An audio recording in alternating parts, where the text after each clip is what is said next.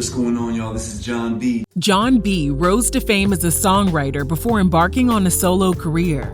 He experienced instant success with his back-to-back platinum albums. With songs such as They Don't Know and Are You Still Down featuring Tupac, he broke down barriers and became one of the most successful R&B singers of the 90s. Despite having impeccable songwriting skills and support from other influential artists, he didn't stay at the top for long. This is a tale of depression, divorce, creative differences, and rediscovery. Here's what really happened to Jon B.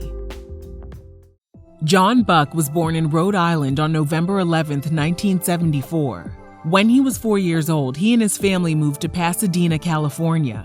His father was a musician at a local university while his mom was a concert pianist. Music was a huge part of their family, and his parents required Jon and his two siblings to each master an instrument.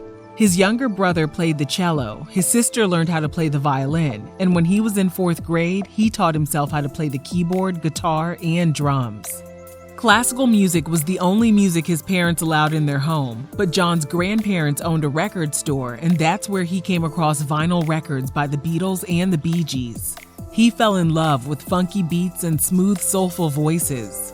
At the age of 9, he got on his keyboard and wrote his very first song called Caroline. He performed it at a talent show, and the reception he received from the crowd got him hooked.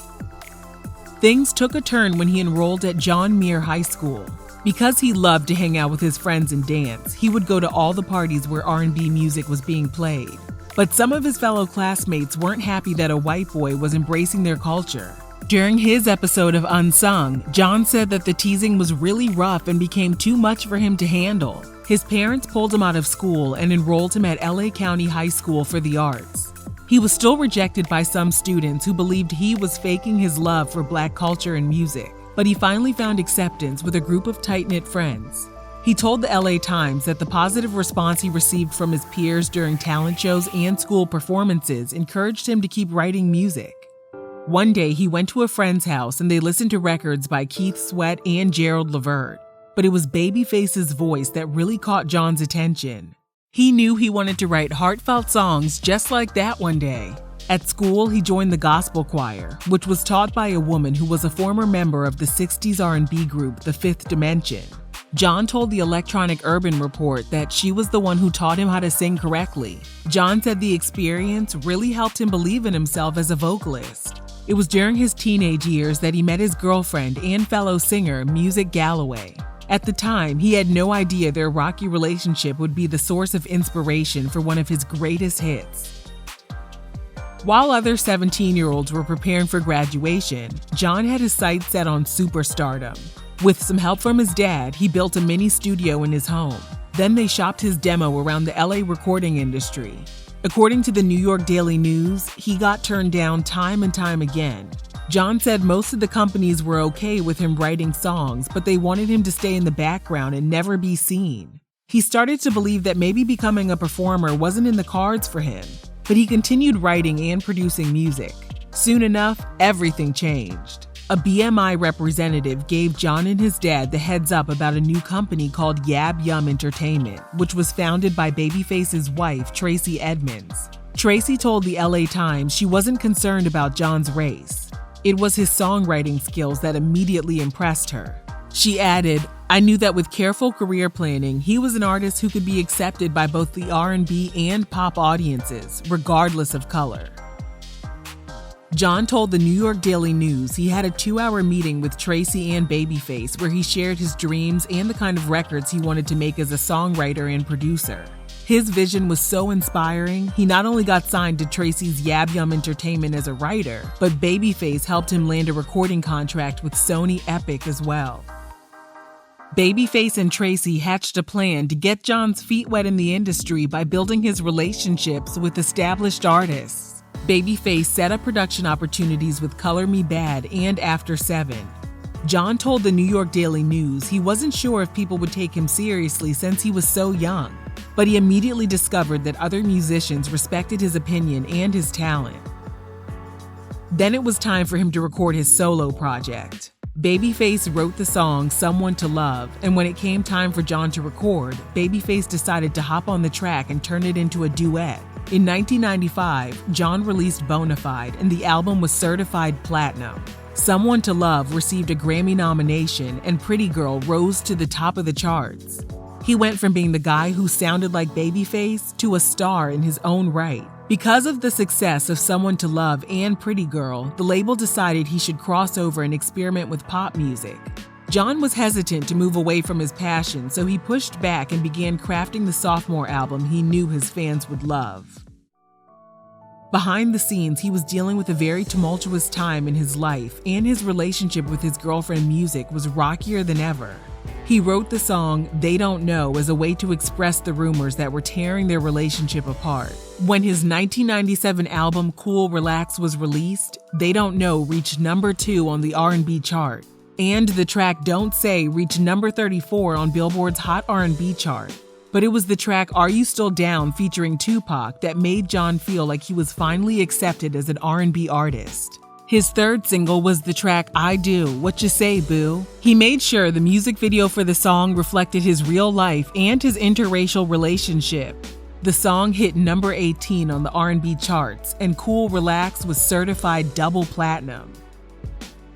But still, not everyone was pleased. He told the LA Times that people were still up in arms over him having black women in his music videos. They also began prying into his personal life to make sure he was living the lifestyle he portrayed in his videos. To assure his fans, Jon told the interviewer, "The woman I can relate to right now is a black woman." In 1998, he and Music got engaged. After getting married, he took a few years off. He also formed a group called Jack Herrera with 2 of his backup singers, but he mainly enjoyed his time off as a newlywed. By 2000, he had returned to the studio to start working on his third album. At that time, he was really getting into hip-hop, and he wanted to release songs that would make people dance. The album was released in 2001 and went gold. But despite the popularity of the song Don't Talk, it was the first and last single that was released from the album. There was trouble brewing between Jon and Tracy Edmonds. She respected his desire to experiment with hip-hop music, but their creative differences were causing a rift. The more Jon went toward the urban side of music, the more the label backed off. They wanted him to recreate the success of his sophomore album Cool Relax, while Jon was desperate to explore his creativity. That wasn't the only problem. Tracy and Babyface were going through marital issues, and there were a bunch of different changes happening at Yab Yum. People who were instrumental in Jon's career were suddenly sent packing, leaving Jon to feel like his projects were being overlooked. He finally asked to be released from his contract. That same year, his marriage to Music fell apart as well, and the $200,000 studio he built got demolished in a fire. All of his hard drives, computers, and equipment with songs he had made throughout the years were destroyed. He fell into a depression and said he turned into a completely different person. He began smoking cigarettes and drinking non-stop. He went through a 4-month period where he lived in Venice Beach by himself in a furnished apartment that the fire insurance paid for. He called it one of the hardest times of his life. There was one person in his corner, a woman named Annette whom he met on the Los Angeles poetry scene. They had been friends for a few years after bonding over their Scorpio zodiac signs. Annette consoled Jon through his divorce, and Jon, the hopeless romantic, eventually fell in love. With his personal life back on track, he signed with Sanctuary Records under the direction of Matthew Knowles' Music World Entertainment. He channeled his personal journey into his 4th album entitled Stronger Every Day. Jon said the album was based on real experiences. He put his entire soul into the songs, and the album peaked at number 17. Sadly, things weren't looking too good at his new label. Matthew Knowles had ruined most of his industry connections. Radio wouldn't play any of the music he was associated with, including songs from Jon's new album. So the R&B artist decided it was time to part ways. He and Annette got married in 2007. In 2008, he returned with the album Helpless Romantic, followed by Comfortable Swag in 2012, and B-Sides Collection in 2013, which featured 23 previously unreleased songs. In 2018, he announced through his official website he was putting the finishing touches on his 8th studio album. He also made a special appearance at that year's BET Awards. And in 2019, he released a duet with fellow veteran R&B singer Donell Jones entitled Understand. He told the Electronic Urban Report that he really wants everyone to know he's still involved in the music business. However, he has noticed a shortage of venues that are catered to R&B musicians. He's also aware that most radio stations rarely play the type of music he makes. This makes it difficult for him to get the shine and the attention he deserves. He still performs in the US, but most of his shows sell out when he travels to London. He said that across the pond there is a greater demand for his soulful classics. He isn't discouraged though.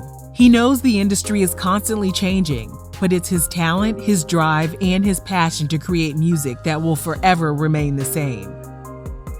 Let us know if you're surprised by what happened to Jon B's career, and thanks for watching Real Reality Gossip.